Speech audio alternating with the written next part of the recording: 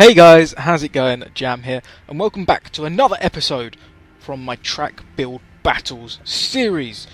Absolute classic matchup in today's episode. The Subaru Impreza against the Mitsubishi Evo.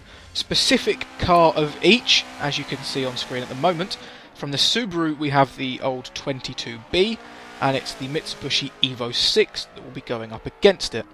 Thank you very much to Zach, who recommended in the comment section that I do this lineup. Hopefully I'll get the graphic or screen grab of his comment on screen now.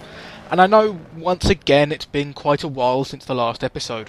That's because once again I've been a little bit busy, also a little bit lazy, and been kind of hoping that Forza would bring out an update to sort out the replays. And I was just about to say that on that third point, in the patch notes of the last major update, it said fixes a bug where the track becomes invisible at some Suzuka layouts or something to that effect. So I was about to say, yay, it's fixed, we don't have the disappearing track anymore. Coming out of turn 3, what does the track do? Disappear. Absolutely typical. Anyway, we're almost, about half a lap in on the first lap from the Subaru there. As you can see, making a mistake into the alternate chicane. Not the best way to start off. And as always, I'll be having a quick talk about how this car looks on paper as the track disappears again. I really was hoping they'd fix that. That's really rather annoying. Anyway, on paper, this car has 6.2 speed, 5.9 handling and braking, with 8.4 acceleration, which I think puts it towards the more handling orientated cars that we've run in this series. It's running just shy of 420 horsepower with 375-ish torque and weighing just over 2,400 pounds with tyre widths of 235 on the front and 245 on the rear. Now what does that all mean? Well, that all means that this car had quite a lot of grip. That really does annoy me, that disappearing track. I really thought they'd fix that. Yes, this car has a lot of grip. Not exactly the biggest tyres we've seen, so not necessarily the most traction, but they're weighing in at only 2,400 pounds. I think it's one of the lightest cars that we've seen, and it was so grippy. I really cannot convey just how much grip this car had at points. It was incredibly stable around the mid to high speed corners, and that doesn't mean that it was flawless and incredibly consistent.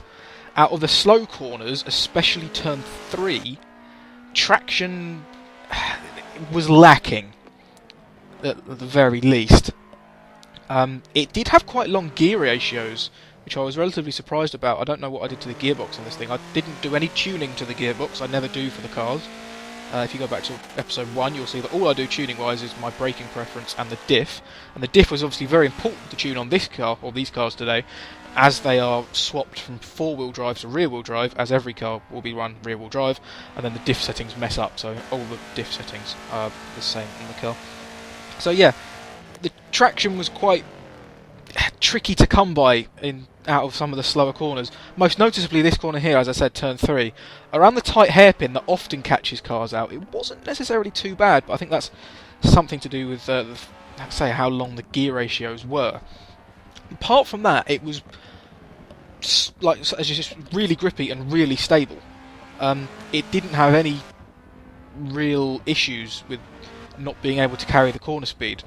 I mean, you can be an absolute wally if you want and try and go flat out through turn 1 at 130R at like 150 mile an hour, but nothing in this series is going to be able to do that, I very highly doubt. So of course you can throw it and be ridiculous with it, but in terms of what I was trying to ask from the car, it was really, really nice to drive.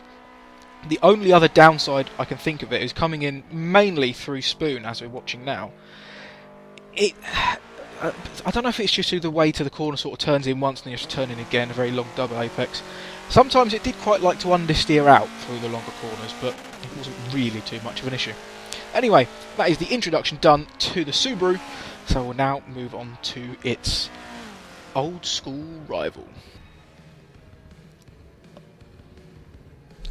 So now we move on to the other car in today's episode, the Mitsubishi Evolution Lancer 6 thing. They've all got stupid long names, so I can't just be one or the other. Anyway, enough moaning. I must say at this point I'm completely impartial in this episode. I know some people are very much Mitsubishi fans and very much Subaru fans. I've got a good appreciation for both, though I'm not a huge fan of either, if that makes sense. So I couldn't be more neutral, so I don't really care who wins. Like, I'm not backing either horse in this race. So anyway, just wanted to put that out there in case anybody starts mentioning something or another. Anyway, as always, as we did in the first part, we're comparing this car on paper to its rival. Starting with the Forza stats, this car has 6.1 speed, which is 0.1 less than the Subaru. It's got 6.0 for handling and braking, which is 0.1 more on both than the Subaru, and it's got the same 8.4 acceleration stat, which is remarkably similar considering how different the next three stats I'm going to tell you are. This car has 404 horsepower, which is about 15 less than the Subaru, but it's also got 404 torque, which is about 30 more than the Subaru, and then it weighs in at just under 2,600 pounds, so it's not far off 200 pounds heavier than the Subaru. It's also got 225 front tyres, which is one size smaller than the Subaru, but 265 rear tyres, which is two sizes bigger than the Subaru. So yeah, rather similar, but also rather different. And now, I built these cars quite a while ago. I've been waiting to do this episode for quite a bit. It's been prepared far longer than I've been prepared to do it. So I didn't actually know any of these stats when I drove the cars. I just jumped into them and knew they were built all right already, so I just did the laps. And it's remarkable how I was evaluating the cars when I was driving it lines up with these statistics. The cars were rather similar to drive, as the Forza stats show. And say speed-wise, they felt pretty similar as well. And yeah, we'll get into the speed comparison in a minute. But the Evo, after driving the Subaru, it felt just as grippy, just as stable, but it didn't have anywhere near as many issues in putting the power down in the traction zones out of, especially turn 3, which I keep banging on about. And that's, I'm tripping over my words here already, but that lines up perfectly to when I go and look at the stats, say, oh yeah, this has got 265 rear tyres compared to the 245s on the Subaru. So it's just got more rear grip, so it's going to have better traction out the much slower corners, or you'd hope so anyway. It's also got less power to deal with, but more torque, so getting out of the slow corners, it is going to be quicker. Also, down the back straight, as we're going down here, I was topping out about 146 in the Mitsubishi Evo, whereas doing about 147 in the Subaru. So, very, very similar, but again, the Subaru has 0.1 higher for speed stats, so again, that makes sense. The other big characteristic to talk about with these cars, as I mentioned with the Subaru, it did tend to have a little bit of understeer. I mentioned it mainly through spoon, but also going through the two Degners, especially the first one here. As you can see, riding that inside curb, trying to sort of cut the corner almost as much as I can get away with. The Subaru just didn't quite have that turn-in response. I wasn't really able to do that on a consistent basis like I was with this Evo. So yeah, that's pretty much the bulk of what I wanted to say. Still got half a lap to go now with this Evo on this lovely Suzuka West Track. I am really disappointed about the replays. I'm sure it was in the patch notes. I was really looking forward to it. So I will try and get these videos out sort of as much and as frequently as I can. I initially aimed for one a week with another video a week as well. I might do that at some point as well, but anyway, yeah, I'm gonna stop randomly waffling on, because as we all know, I can do that for hours if I'm allowed to. So let's move on to the head-to-head best lap comparison.